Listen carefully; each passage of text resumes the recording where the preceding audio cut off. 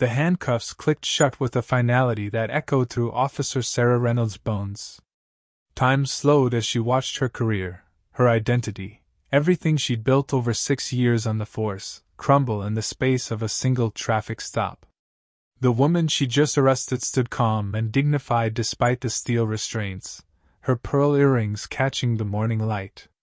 Around them, a crowd gathered on the sidewalk, cell phones raised like silent witnesses to what would soon become Atlanta's latest viral moment of police misconduct. Officer Reynolds. The woman's voice carried a weight that made Sarah's stomach drop. I don't believe you understand the gravity of what you've just done. Sarah's hand instinctively tightened on her weapon, a nervous tell she'd developed over years of patrols. The growing crowd, the woman's composure, the late-model BMW pulled perfectly to the curb. Something was wrong. Her radio crackled with her partner's voice, urgent and afraid. Sarah, stand down. That's State Senator Marshall, chair of the Law Enforcement Oversight Committee. The words hit like a physical blow. Senator Marshall. The same senator who'd been pushing for police reform, who'd been investigating racial bias in traffic stops, who'd been all over the news advocating for stricter oversight of officers like Sarah. And now here she stood, handcuffed on a public street, surrounded by recording phones and growing outrage, all because Sarah had seen a black woman in an expensive car and made assumptions she'd been making her entire career. The first news van rounded the corner, its satellite dish stretching toward the sky like an accusing finger. Sarah could already see the headlines and could feel her world tilting on its axis. In trying to assert her authority over one traffic stop, she'd just become the perfect example of everything wrong with modern policing. As Senator Marshall's words hung in the air between them, Sarah realized this wasn't just the end of her career. It was the beginning of a reckoning that would shake the entire Atlanta Police Department to its core. Have you ever witnessed a moment where power and prejudice collided? How did it change your perspective? Share your thoughts in the comments below, and don't forget to subscribe to join our journey exploring the complex dynamics of law enforcement and social justice. 6 years earlier, Sarah Reynolds had stood before the mirror in the Atlanta Police Academy locker room, straightening her newly pressed uniform. Her father's badge number, 1749, sat in a frame on her dresser at home, a constant reminder of the legacy she carried. Now, wearing badge number 2749, she'd requested something close to his. Sarah embodied everything David Reynolds had taught his only daughter about police work. Trust your gut, he'd say over Sunday dinners in their Chicago home, regaling her with stories from his 23 years on the force. The streets talk to you if you know how to listen. Sarah had absorbed every word, learning from his successes and his prejudices alike, though she hadn't recognized them as prejudices then. They were just truths, handed down from father to daughter, shaped by decades of patrolling Chicago's toughest neighborhoods. At 32, Sarah had carved out a reputation in the Atlanta PD's 3rd Precinct. Her arrest record was impressive, 40% higher than the precinct average.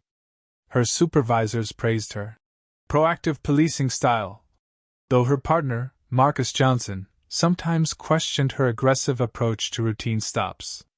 She dismissed his concerns. Marcus was too soft, too worried about community relations when they should be focused on law and order. Sarah's daily routine was a well-oiled machine. Up at 4:30 a.m. for a 5-mile run, protein shakes for breakfast, and at the precinct by 6:45 to review reports before roll call. She kept her brown hair pulled back in a regulation bun, her uniform crisp, and her boots polished to a military shine. Everything in its place, every rule followed to the letter. Control was her watchword, order her mission. Her small apartment in Midtown displayed the same rigid attention to detail. Case files arranged by date, police manuals lined up by size on the bookshelf, and medals and commendations perfectly aligned on the wall. The only personal touches were photos: her father in his Chicago PD dress blues, Sarah's academy graduation, and one faded picture of her mother, gone 15 years now to breast cancer. Relationships outside the force were complicated. Her sister Claire, a public defender in Boston, had stopped trying to debate police reform over holiday dinners. "You can't see it, can you?" Claire had asked during their last fight. "How do you treat people differently based on their zip code, their car, their skin color?" Sarah had walked out, letting the door slam behind her. They hadn't spoken in months. On patrol, Sarah ruled her sector with unwavering confidence. She knew every corner, every alley, every pattern of suspicious behavior. Her colleagues called it intuition. Marcus called it profiling. "You can't assume every expensive car in a poor neighborhood is dealing drugs," he'd argued last week. "You can't stop people just because they look out of place." But Sarah saw results in her statistics, in the contraband found, and in the arrests made. The ends justified the means. The rare times she allowed herself to doubt, usually late at night, reviewing body camera footage of particularly tense stops, Sarah remembered her father's words. "There are sheep, wolves, and sheepdogs in this world. We're the sheepdogs, baby girl. Sometimes protecting the flock means bearing their resentment." That morning, as Sarah climbed into her patrol car for another shift, she felt the familiar surge of purpose. Her sector needed her brand of law enforcement. The community might not understand her methods, but she was keeping them safe. Her father's values, her training, her experience, they all confirmed she was doing the right thing. She couldn't have known that in less than 2 hours. A traffic stop would shatter every certainty she'd built her life upon. That her father's lessons, her proud statistics, and her unwavering confidence would all be exposed as part of a deeper problem. That the very principles she'd used to justify her actions would soon become evidence against her in an investigation that would reshape not just her career, but her entire worldview.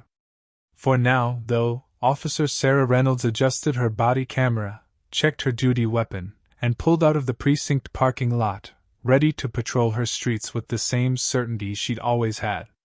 Sometimes, the biggest falls come when we're standing tallest. The morning sun had barely crested the Atlanta skyline when Sarah spotted the black BMW. She'd been parked behind Joey's coffee shop, working on her third cup of the day, when the vehicle glided past her position. The car wasn't speeding; if anything, it was moving precisely at the limit. Too precisely. Sarah's hunter's instinct, as her colleagues called it, prickled to attention. Through her windshield, she studied the vehicle, late Model 7 Series, dealer-maintained shine, windows tinted to the legal maximum. Everything about it screamed money. But this was the edge of the Fourth Ward, where median income hung just above the poverty line. The BMW's presence here was, in Sarah's mind, an anomaly that needed investigation. "Unit 247, status check." Dispatch crackled over her radio. 247, 10 to 8 at Parkway and North. Sarah responded, already pulling out to follow the BMW. "Show me conducting traffic observation." She maintained 3 car lengths, watching. The driver signaled each turn with textbook precision, maintained perfect lane position, and stopped fully at every sign. It was the kind of driving that, to Sarah, suggested heightened awareness of police presence. After 2 blocks, she saw what she was waiting for. The right turn signal clicked on a fraction late before the vehicle turned onto Highland Avenue. "Got you," Sarah muttered, flipping on her lights. The BMW pulled over smoothly, positioning itself with careful precision against the curb. "Too careful." Sarah called in the stop, her voice clipped and professional as she read out the license plate. Before exiting her patrol car, she adjusted her body camera, confirming the red light that indicated recording. The morning air held a crisp autumn bite as Sarah approached the vehicle, her hand resting near her weapon, a habit ingrained by academy training and reinforced by 6 years of street experience. She noted several smartphones emerging from nearby buildings, their cameras aimed in her direction. The public's new hobby, filming police. Sarah squared her shoulders, projecting authority.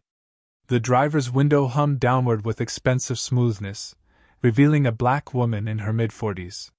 Sarah's initial assessment cataloged details with practiced efficiency: navy blazer, designer cut, pearl earrings, real, and leather briefcase visible on the passenger seat, high-end. The woman's hands rested at 10 and 2 on the steering wheel, again, textbook proper. "Is there a problem, Officer Reynolds?" the woman asked, her voice carrying the polished tone of professional authority. She'd spotted Sarah's nameplate immediately, another detail that raised Sarah's suspicions. Most civilians didn't think to check names that quickly. License, registration, and insurance. Now. Sarah emphasized the last word, watching for reactions. The slight arch of the woman's eyebrow, the measured inhale before responding, Sarah interpreted each micro-expression through the lens of her training and prejudices. "May I ask why I'm being stopped?" The woman's tone remained steady, but Sarah detected an undertone of challenge that set her teeth on edge. More phones appeared at the periphery of her vision, and more witnesses gathered. "Turn signal violation," Sarah snapped. "You failed to signal within the required distance before your turn." She noticed the woman's fingers tighten slightly on the steering wheel, a tell, she thought, of concealed anger or nervousness. "I see." The woman reached for her purse with deliberate slowness. "I apologize if that's the case, though I'm certain I signaled properly." She withdrew a wallet, presenting her documents in a neat bundle. Everything was organized, and everything was in order. Just like driving. Just like the careful answers. Sarah snatched the paperwork and retreated to her patrol car, aware of the growing audience. The license identified the driver as Diana Marshall. Registration matched the vehicle. Insurance current. No warrants, no flags, no priors. Nothing she could use. The cleanliness of the record only heightened Sarah's suspicion. Returning to the BMW, Sarah found Marshall on her phone. "Put the phone down," she barked. "That's a secondary violation." "I apologize, officer," Marshall replied, lowering the phone but not ending the call. "But as a public servant, I have the right to." "Step out of the vehicle." Sarah's hand moved to her weapon, her voice rising. The crowd had grown. She could hear murmurs, and catch fragments of commentary.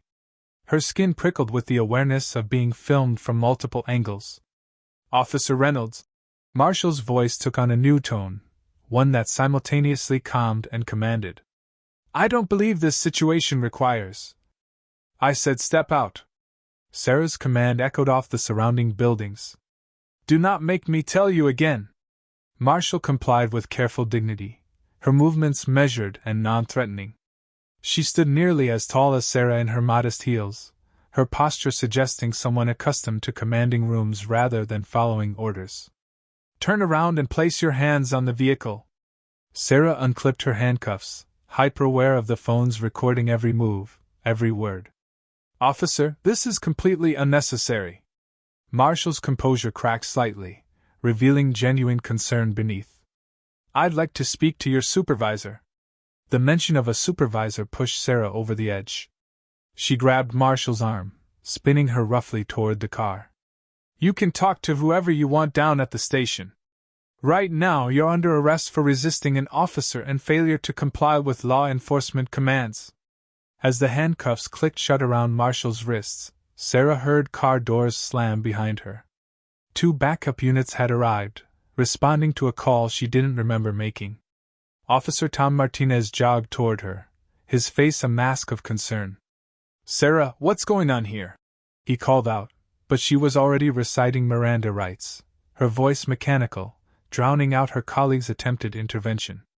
She noticed more vehicles arriving, not just police cars now, but a news van pulling up at the corner. "Get in the car," she ordered, opening the back door of her patrol car. Marshall ducked her head and entered without resistance, maintaining her dignity even in handcuffs. The morning sun caught her pearl earrings one last time as she disappeared into the back seat. Sarah didn't notice Officer Martinez frantically making phone calls. She didn't register the significance of the gathering crowd or the news van setting up its equipment. Her world had narrowed to this arrest, this moment of asserting authority. She was too focused on what she saw as a small victory to realize she had just set in motion events that would change not only her life but the entire Atlanta Police Department. The door of her patrol car closed with a heavy thunk, sealing both Marshall and Sarah's fate in one decisive moment. Above them, the Atlanta sky stretched blue and indifferent, while on the ground, the wheels of justice began turning in an unexpected direction. We've all been in situations where our assumptions led us astray. When was the last time you judged someone based on appearance alone? Share your story of realizing your own biases, and join our community of people working to become more aware and understanding. The fluorescent lights of the Atlanta Police Department's Central Precinct buzzed overhead as Sarah marched her handcuffed suspect through the booking area. Other officers stopped their work, faces registering first confusion, then concern. Something in their expressions made Sarah's stomach tighten, but she pressed forward, clinging to her certainty like armor. "Reynolds! My office! Now!" Captain James Baker's voice cut through the station's usual noise. Sarah looked up to find her supervisor standing in his doorway, his face tight with barely contained fury.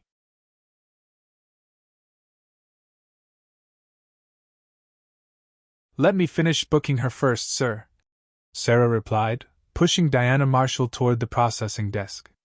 The woman's quiet dignity was starting to unnerve her. "No." Baker's voice could have frozen hell. "Martinez will handle that. My office. Immediately." Sarah handed the paperwork to Officer Martinez, who wouldn't meet her eyes. She noticed he was sweating heavily despite the air conditioning. As she walked toward the captain's office, she heard Martinez speaking softly to Marshall. "I'm so sorry, Senator. Let me remove these cuffs right away." "Senator." The word hit Sarah like a physical blow. She stumbled slightly as she entered Baker's office, finding not only her captain but also Deputy Chief Wilson and the department's legal counsel, Linda Chin. Their faces carried the grim expression of people attending a funeral. "Sit down, Reynolds," Baker ordered, pointing to a chair. "Do you have any idea who you just arrested?" Sarah's mouth went dry. "Diana Marshall." She resisted. "State Senator Diana Marshall," Deputy Chief Wilson interrupted, his face reddening. "Chair of the Law Enforcement Oversight Committee. The same committee that controls our department's funding." The room suddenly seemed much smaller. Through the window blinds, Sarah could see news crews setting up their cameras in the station's lobby. Senator Marshall stood calmly speaking to reporters, the handcuffs now conspicuously absent from her wrists. "Get those cuffs off her immediately," Baker barked into his radio, though Martinez had already complied. Linda Chin opened her laptop, turning it toward Sarah. "We have a bigger problem. Your body camera footage is already trending on social media." She clicked play. Sarah watched herself on the video, seeing her actions through new eyes. Her aggressive stance, her harsh tone, the unnecessary escalation, all of it looked very different in the harsh light of the precinct office. The timestamp showed the video had been uploaded less than an hour ago. 30,000 views in 20 minutes, Chin said quietly. "And climbing." "I was just following the procedure," Sarah said weakly, but even she didn't believe her words anymore. "Really?" Chin picked up a file from the desk.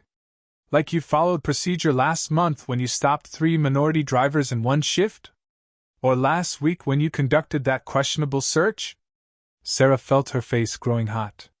"Those were legitimate stops." "Save it for internal affairs," Deputy Chief Wilson cut in. "They'll be here within the hour. We're looking at potential civil rights violations, abuse of power, and a PR nightmare that could set our community relations back 10 years. Through the office window, they watched as Senator Marshall, now free from handcuffs, straightened her blazer. Instead of anger, her face showed determination. She was speaking to the reporters with the practiced ease of a seasoned politician. "This incident, while unfortunate, highlights the ongoing need for police reform and mandatory bias training." Senator Marshall's voice carried through the walls. "I am not interested in punitive measures against any individual officer. I am interested in systemic change." Sarah felt sick. The senator's composure made her actions look even worse. Captain Baker's phone buzzed. He looked at it and sighed heavily. "The mayor's on his way. So is the NAACP and Reverend Jackson's people. Reynolds, Deputy Chief Wilson's voice was ice. Go to the conference room and wait for IA. Don't speak to anyone. Don't post anything on social media. Don't even think about deleting anything from your phone. As Sarah walked to the conference room, she passed the booking area where Senator Marshall was collecting her belongings. Their eyes met briefly. The senator's gaze wasn't angry, it was something worse. I was disappointed. Officer Reynolds, the senator called out, making Sarah stop. I hope this becomes a learning moment for everyone involved. Sarah wanted to respond, but no words came. She hurried to the conference room, closed the door, and sat alone in the silence.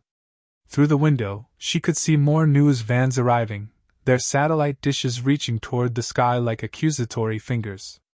Her phone buzzed constantly with messages from fellow officers, but she didn't dare look at them. The morning's events played over and over in her mind, each replay making her actions seem worse, her prejudices more obvious. She'd been so sure of herself, so certain of her authority. Now that certainty lay shattered at her feet, leaving her to face the consequences of years of unchecked bias. As she waited for internal affairs, Sarah Reynolds realized that in trying to assert her authority over one traffic stop, she might have just destroyed everything she'd worked for. And somewhere in the building, Senator Marshall was about to turn this incident into a catalyst for change that would reshape policing in Atlanta forever. 3 days after the incident, Sarah Reynolds sat nervously in the sterile conference room of the Internal Affairs Division. The walls were an ugly shade of beige, and the clock's ticking seemed unusually loud. Across from her sat 2 IA investigators, Detective Marcus Rodriguez and Lieutenant Patricia Chin. Let's go through your record, Officer Reynolds, Rodriguez said, opening a thick folder. Papers spread across the table like a deck of cards. 6 years on the force, over 800 traffic stops. Notice anything interesting about these statistics? Sarah shifted in her chair. The numbers on the papers seemed to blur together. 78% of your stops involved minority drivers, Lieutenant Chin read from a document. That's significantly higher than your precinct's average. Care to explain? I stopped people who broke the law, Sarah said defensively. I don't look at color. Rodriguez pulled out more papers. Your partner, Officer James Wilson, had some interesting things to say. He adjusted his glasses. He claims you often made comments about certain neighborhoods, certain types of vehicles. Sarah's face grew hot. Jimmy had been her partner for 2 years. She'd trusted him. And here's something from Officer Martinez, Chin continued. He says you specifically watched that area where you stopped Senator Marshall because, in your words, expensive cars with tinted windows don't belong in the neighborhood. The air conditioning hummed loudly in the silence that followed. Sarah stared at her hands, remembering all the things she'd said, thinking they were just casual comments between colleagues. We've reviewed your body camera footage from the past 6 months, Rodriguez said, typing something on his laptop. Would you like to see some highlights? Without waiting for an answer, he turned the screen around. Sarah watched her seat at multiple traffic stops. Each video showed the same pattern, her aggressive tone with minority drivers, her dismissive attitude, and her quick escalation to threats of arrest. Stop, Sarah whispered. She couldn't watch anymore. What you don't yet understand, Chin leaned forward, is that Senator Marshall has been building a case for comprehensive police reform for the past 2 years. She's been collecting data, testimonies, and evidence of systemic bias.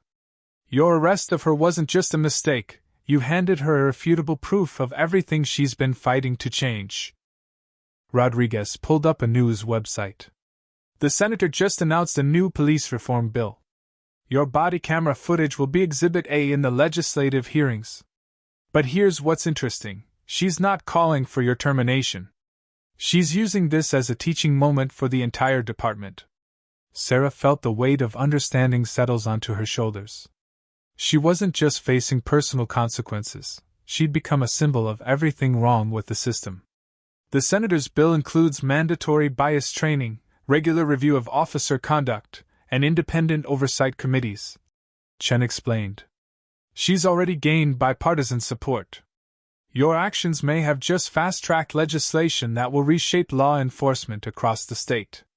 Through the conference room window, Sarah could see protesters gathering outside the building. Their signs told a story. No more bias in blue, reform now. And justice for all. The crowd included faces she recognized, people she'd stopped, searched, or arrested over the years. They weren't just statistics anymore. They were witnesses to a broken system. Your father called the department, Rodriguez said quietly. He wanted to speak in your defense, citing his record in Chicago. We had to explain that his approach to policing is exactly what Senator Marshall is trying to change. Sarah felt tears forming but fought them back. Everything she'd learned from her father, everything she believed about good policing, it was all being exposed as part of the problem. The senator is holding a press conference tomorrow, Chen added. She's announcing a comprehensive review of all traffic stops in the district for the past 5 years. Your incident isn't just about you anymore, Reynolds. It's becoming the catalyst for systemic change. Sarah finally understood the full magnitude of what she'd done. In trying to assert her authority over one traffic stop, she'd given a powerful reformer exactly what she needed to transform the entire system. Her bias hadn't just ended her career, it had opened the door for changes that would affect every officer wearing the badge. As she left the interview room, Sarah passed a wall of televisions in the lobby. Senator Marshall was on every screen, standing at a podium surrounded by community leaders. Her voice was clear and determined. This incident has shown us once again that change cannot wait. The time for meaningful reform is now. The senator's pearl earrings caught the camera lights, reminding Sarah of that fateful morning. But now she saw something else in the senator's composed demeanor, not just power, but purpose. Diana Marshall hadn't just been a target of bias that day, she'd been a catalyst for change, waiting for someone like Sarah to prove exactly why that change was necessary. The evening news blared from Sarah Reynolds' TV as she sat alone in her dark living room. A week had passed since her suspension, but the story wouldn't die. On screen, hundreds of protesters gathered outside the Atlanta Police Department, their signs visible in the fading daylight. End police bias now, justice for all, no more bad apples. Sarah's phone buzzed again, another message from her sister. Mom's worried. Please call. She ignored it like she'd ignored the last 20 messages. The TV showed Senator Marshall speaking at a community meeting. This isn't about one officer, the senator was saying. This is about a system that needs change. When I was handcuffed that day, I wasn't thinking about my position as a state senator. I was thinking about every other person who has faced similar treatment without having my platform to speak up. Sarah took another sip of cold coffee, her 5th cup today. Her curtains stayed closed because reporters had camped outside her apartment building for 3 days. Some of her neighbors had stopped speaking to her. Mrs. Johnson from next door, who used to bring her cookies, now crossed the hallway when she saw Sarah coming. Breaking news, the anchor announced. More footage has emerged from Officer Reynolds' past arrests. Warning, some viewers may find these images disturbing. Sarah's stomach turned as more videos played. Each one showed her stopping people of color. Her attitude was aggressive, and her words were harsh. She hadn't seen herself this way before. Now she couldn't stop seeing it. Her doorbell rang, making her jump. Through the peephole, she saw Officer Martinez holding a paper bag. Go away, Tom, she called through the door. You need to eat something, he replied. And you need to know what's happening at the department. After a moment's hesitation, Sarah opened the door. Martinez looked tired, his uniform wrinkled. They're reviewing everyone's arrest records now, he said, placing the bag of takeout on her kitchen counter. The chief ordered bias training for the entire force. Some officers are angry about it. They're blaming you. Great, Sarah muttered, but the smell of food made her realize she hadn't eaten all day. Martinez turned up the TV volume. Senator Marshall was speaking again, this time at a press conference outside the state capitol. Tomorrow, I will introduce the Police Accountability and Reform Act, the senator announced. This bill will mandate comprehensive bias training, require regular review of officer conduct, and establish an independent oversight committee. The crowd behind the senator cheered. Sarah saw familiar faces in the group, people she had stopped, searched, or arrested over the years. They were telling their stories now, and people were listening. Sarah's phone buzzed with a news alert. A local civil rights group had filed a class action lawsuit demanding a review of all arrests made by officers with high racial disparity in their stop records. Sarah's name headed the list. The protesters aren't just outside the station anymore, Martinez continued. They're organizing marches through the neighborhoods where you made most of your stops. People are sharing their stories. It's like a dam broke. On TV, they showed aerial footage of the protests. The crowds grew larger each day. Sarah recognized the streets where she used to patrol, now filled with people demanding change. Some good might come from this, Martinez said, opening the takeout containers. Maybe we all needed a wake-up call. Sarah's phone buzzed again. This time it was an email from the department psychologist, reminding her of tomorrow's mandatory session. Below that was a message about her bias training schedule starting next week. Outside, she heard chanting from a passing group of protesters, their voices carrying clearly through her closed windows. No justice, no peace. You can't hide in here forever, Martinez said, handing her a plastic fork. At some point, you'll have to face what's happening. Sarah finally took a bite of food, her first real meal in days. On TV, the protesters continued their march, their signs illuminated by street lights. One caught her eye. Change starts with understanding. As she watched the peaceful but determined crowd, Sarah realized that maybe they weren't just protesting against her. They were demanding something better from everyone who wore the badge she'd lost. The investigation into her actions had exposed not just her personal bias, but a systemic problem that could no longer be ignored. The sound of helicopters overhead drew her to the window. Below, another group of marchers moved through the street, their phone lights creating a river of light in the gathering darkness. Sarah recognized faces from her body camera footage, all those people she'd stopped, whose stories were now being heard. The exposure she'd feared most had become a catalyst for the change they needed all along. 1 year after the traffic stop that changed everything, Sarah Reynolds stood at the front of a packed classroom at the Atlanta Police Academy. The faces of 30 new police recruits looked back at her, some curious, others skeptical. They all knew who she was. Her story had become required learning in police training across the state. My badge number was 2749. Sarah began, her voice steady now after countless similar presentations. For 6 years I thought I was a good cop. Today, I'm here to tell you why I was wrong. At the back of the room, Senator Marshall slipped in quietly. They'd often worked together now, but today she was just here to watch. Their unlikely partnership had become a powerful symbol of change. Last week, I completed my social work degree, Sarah continued, clicking to show her body camera footage on the screen. Some recruits shifted uncomfortably in their seats. This video isn't easy to watch, but you must see it. She noticed one young black female recruit wipe away a tear. I'm not here to make you feel guilty, Sarah said after the video ended. I'm here to help you recognize what I couldn't see back then, how bias affects every decision we make on the street. She walked among the desks, making eye contact with each recruit. You've all been through the new training program, 200 hours of bias awareness, community relations, and de-escalation techniques. Some of you probably thought it was overkill. A few recruits nodded hesitantly. Let me tell you what I learned in the years since that traffic stop, Sarah continued. She clicked to the next slide, showing statistics from the department's new community oversight program, complaints down by 40%, and use of force incidents reduced by half. These numbers represent real people, real lives. Every time you put on that uniform, you're not just enforcing laws. You're building or breaking trust. Officer Martinez, now a sergeant, entered the room carrying a box. Sarah smiled at him before turning back to the class.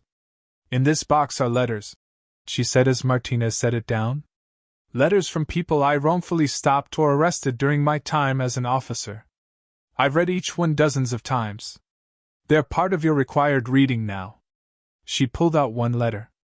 This one's from a teenager I handcuffed because he looked suspicious walking home from basketball practice. He's in college now, studying criminal justice, and says he wants to change the system from within. Your training includes something mine never did. Sarah continued. Regular meetings with community members, not as suspects or witnesses, but as partners. You'll hear their stories, understand their fears, learn their perspectives. Senator Marshall moved to the front of the room. Officer Reynolds, Sarah, is now head of our department's Community Relations Unit. She works with both officers and citizens to build bridges that should have been built long ago. Sarah nodded gratefully. Every month, I meet with new officers struggling with their own biases. I share my story, but more importantly, I listen to theirs. Change doesn't happen through shame. It happens through understanding. She clicked to her final slide, a photo of herself with a group of community leaders, including Senator Marshall, at the opening of the new Police Community Partnership Center. Next week you'll graduate. You'll get your badges and your assignments. You'll feel powerful. But remember this, true power isn't in your weapon or your badge. It's in your ability to serve everyone in your community with equal respect and dignity. After the presentation, recruits lined up to talk with her. Some shared their own stories of bias, and others asked for advice. Sarah listened to each one, remembering her journey. Later, as she packed up her materials, Senator Marshall approached. They listened to you, the senator said, because you're living proof that people can change. Sarah looked at her watch. She had another meeting soon with a support group for officers dealing with racial bias, then community outreach planning, followed by dinner with her father, who was now actively involved in police reform efforts. A year ago, I lost my badge, Sarah said, gathering her things, but I found my purpose. As they walked out of the academy together, recruits were practicing traffic stops in the training yard. Sarah watched them carefully, following the new protocols, respectful, professional, and aware of their own biases. One class at a time, Senator Marshall said softly. One change at a time. Sarah agreed, and for the first time since that fateful traffic stop, Sarah felt completely at peace about her new path. She hadn't just learned from her mistakes, she'd helped create real change. Sometimes, she realized, the biggest victories come after the hardest falls. Sarah's journey from bias to awareness is just one story in the ongoing struggle for police reform and social justice. Here's how you can be part of the change. Share this video to spread awareness about the importance of bias training in police reform. Subscribe to our channel for more stories of transformation and justice. Join our community discussion in the comments. What changes would you like to see in your local police department? Remember, change starts with awareness, grows through understanding, and flourishes with action. Be part of the solution.